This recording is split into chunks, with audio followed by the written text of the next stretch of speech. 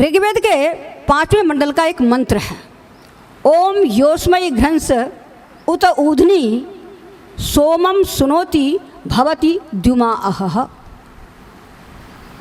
अपाप शक्रः ततनुष्टिम तनुशुघ्रम मघवा यह कवासखः। यह मंत्र है 5वें मंडल का। योस्मय घ्रंस, ये इस मंत्र के आध्यात्मिक अर्थ भी किए गए हैं। इस मंत्र के ये यज्ञपरक भी अर्थ है। इस मंत्र का अर्थ राजा परक भी है। और इस मंत्र का अर्थ महर्षि अनंत ने जलपान क्रिया में भी लगाया है कि प्रातः काल जल पीना चाहिए आरोग्य के लिए। और लाभ बताया कि जलपान प्रातः काल करेंगे तो क्या होगा कि बहु विद्या ज्ञान प्रकाश। प्रातः काल जल पीने से बहु विद्या ज्ञान प्रकाश, विद्या आती है और ज्ञान का प्रकाश होता है। तो योस्मय घ्रंसः, जो कोई भी मनुष्य, घ्रंस कहते हैं दिन को, प्रातः काल के लिए अह इति अहर नाम घ्रंसः, के योस्मय घ्रंसः प्रातः काल, अस्मय और उत ऊधनी, उधस कहते हैं रात्रि को। गाय का आयन भरता है कि नहीं भरता है, वैसे ही ये जो रात्रि है उधस भर रही है प्रातः काल के प्रकाश के लिए। वो जो उधस भर के है, प्रकाश का उधस भर के बैठी हुई है। वेदों में बड़ा अलंकार है, अलंकारों की चर्चा महर्षि ने ऋग्वेदवादी भाष्य भूमिका में बहुत अच्छे से किया है। सोमम सुनोति, जो सोम का सवन करता है, माने यज्ञ के लिए निचोड़ता है प्रातःकाल सायंकाल, माने वैसी सामग्रियां तैयार करता है, वह भवति धुमा, माने वो ज्ञान और विद्या प्रकाश से भर जाया करता है। जो दोनों समय यज्ञ करता है वो ज्ञान से भर जाया करता है ऐसा व्यक्ति। आगे कहा अपाप शक्रः, शक्रः शक्नोति शक्रः, शक्र उसे कहते हैं ना, कहा जाता है कि इंद्र का नाम है शक्र, जो चाहे सो कर देता है, ऐसा नहीं होता है। परमात्मा का भी नाम है, जो चाहे सो नहीं करता, जो होना चाहिए वो करता है। वो जो चाहे नहीं करता कि हमारे घर में चाहे हम झाड़ू लगा दो तो झाड़ू लगा जाएगा परमात्मा, झाड़ू तो आपको अपने आप ही लगानी पड़ेगी। जो किया जाना चाहिए वह करता है, जो किया जाना नहीं चाहिए वो परमात्मा कभी नहीं करता है। शक्र है उसका नाम, शक्नोति थी शक्र, अपाप शक्र। लेकिन पर जो कोई प्रातःकाल सायंकाल यज्ञ नहीं करता है वो शक्र क्या कर, अपाप अपोहति, वो दूर फेंक देता है। कहाँ पर, कहाँ फेंक दिया करता है, किनको फेंक दिया करता है? आगे कहा तत्नुष्टिम ऊहति, जो केवल विस्तार को चाहता है कि विस्तार हो जाए, मकान बन जाए, आलीशान ऐसे हो जाए, वैसा हो जाए, ये माने सारे दिन। क्योंकि लोग क्या कहते हैं, कर्म ही पूजा है। क्या कह रहे हैं लोग समाज में, कर्म ही पूजा है। ठीक है, कर्म अपनी जगह है, लेकिन जो किया जाना चाहिए वो अपनी जगह है। यज्ञ अपनी जगह है, वो कर्म अपनी जगह है, इसलिए करना चाहिए। तो ततनुष्टिम, तनु विस्तारे, जो केवल विस्तार को चाह रहा है। इस ततनुष्टिम पद का यास्क ने जो अर्थ किया बहुत ही बढ़िया किया उन्होंने। वो कहते हैं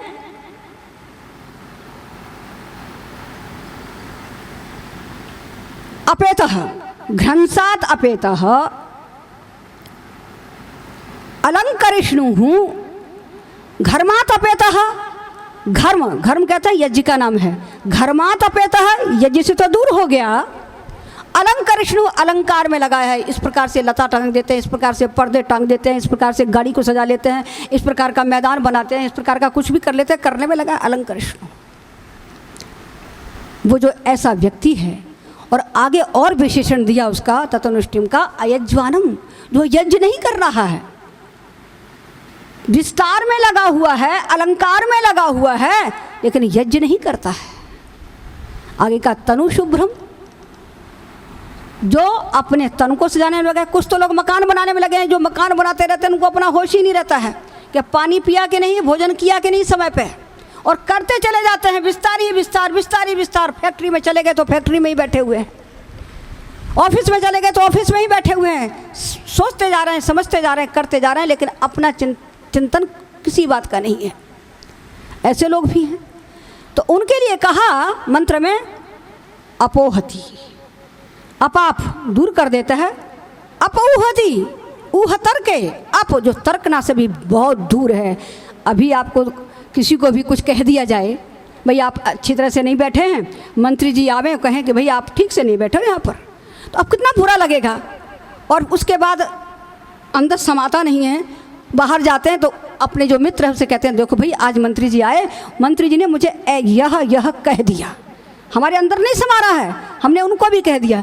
उनका मित्र मिला, अरे भाई हमारे मित्र का तो उन्होंने मंत्री जी ने ऐसा कर दिया कि कुर्सी पर बैठे थे और कह दिया आप ठीक नहीं बैठे, अपमान कर दिया। भाई कहाँ से कहाँ कहते चले जा रहे हैं। लेकिन अपऊहति वो क्या करता है, तर्क से भी दूर कर देता है। अब भेज देगा हमको, कहाँ कहाँ भेज देगा, शिकायत करने जाएंगे क्या, हमने यज्ञ तो किया नहीं है, लेकिन परमात्मा व्यवस्था देगा। अभी तो दिए हैं हाथ पैर, स्वाहा दीजिए खुले हाथों से, हाथ दिए हैं देने के लिए। लेकिन पशुओं के हाथ देखे हैं क्या आपने, सब नीचे हैं, झुके हुए हैं, दे नहीं सकते। मुंह आगे को किया हुआ है, ले सकते हैं पर दे नहीं सकते वो किसी को भी। गुण भी दे दिए हैं, गाय में गुण है, मोर में गुण है, सब में गुण है। कोई भी जंतु निर्गुण नहीं है, सब में गुण है, कुछ न कुछ गुण है। लेकिन जो हम कर सकते हैं वो नहीं कर सकते हैं। हाथ दिए हैं देने के लिए, दिया जाना चाहिए, लेकिन हम दे नहीं रहे हैं। अभी आप सुन रहे थे कि दिया जाता है, किसके लिए दिया जाता है, सबके लिए दिया जाता है। सबके यहाँ पहुँचा के नहीं पहुँचा, इसका उदाहरण समझ लीजिए।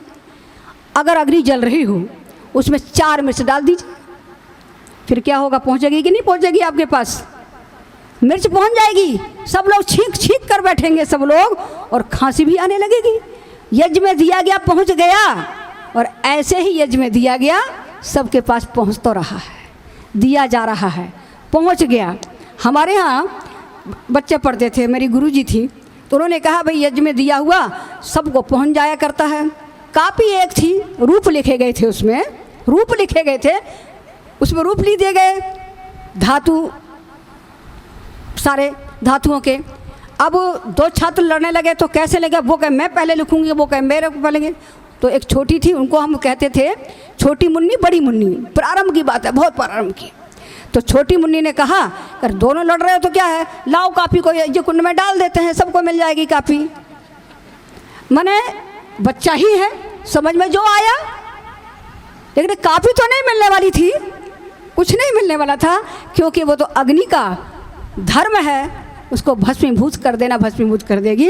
लेकिन दुगुणित कर देना, ये जो पदार्थ का गुण था वो तो था, तो वो लेखन था, वो पदार्थ नहीं था, वो तो ज्ञान था, है ना, गुण था वो तो गुण को कहाँ बांट देता वो अग्नि। तो बच्चों को ऐसा समझ आ गया, तो मैंने अग्नि बांटा करता है, अग्नि दिया करता है, देना चाहिए हाथ मिले हुए। और यदि हमने नहीं दिया तो हमें वहाँ भेजेगा जहाँ ऊह तर्के अप ऊहति, जहाँ हम तर्क नहीं कर सकते वहाँ भेज देगा। और हमारे मित्र कैसे रह जाएंगे, कपूयाह, कपूयाह, कपूयाह जानते हैं, कपोना नहीं हाथ, यह संस्कृत का शब्द है। के पयाह मैंने उसका व्याख्यान किया छांदोग्योपनिषद में कि शूकर योनिम स्वयोनिम चांडाल योनिम वा, इस प्रकार की योनि में पहुंच जाएंगे। अगर हमने नहीं दिया तो, हमने यज्ञ नहीं किया तो शूकर की योनि में पहुंचेंगे, श्वा की योनि में पहुंच जाएंगे, कुत्ते की योनि में पहुंच जाएंगे जो बांताशी है। आगे कहा चंडाल, अगर मनुष्य बन भी गए किसी कर्म के कारण से, कोई मेरा कर्म ऐसा उद्बुद्ध हो गया जिसने मैंने बहुत अच्छा किया था, लेकिन फिर भी लड़ाई झगड़े करने वाले मनुष्य ही बने रहेंगे, मंत्र बोलने वाले मनुष्य नहीं बन पाएंगे हम। तो मंत्र बोलने वाले मनुष्य बने, इसके लिए हमें आहुति तो देनी होगी, आहुति देनी चाहिए। अपोहति कोई तर्क नहीं है। अगर बना दे संयोग से परमात्मा में कुत्ता बनावे, सुअर बनावे, कैसा होगा, बहुत गलत होगा, बहुत गलत हो जाएगा। इसलिए मनुष्य बन सकें इसके लिए आवश्यक है कि हम जरूर से यज्ञ करें।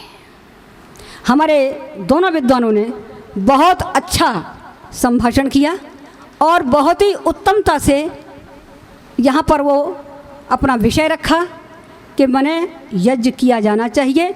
पर्यावरण को शुद्ध कैसे करेंगे? देखिए, पर्यावरण शब्द वेद में नहीं आता कहीं पर भी, परिधि आता है, परिभू आता है। पर्यावरण शब्द तो हमारा बनाया हुआ है।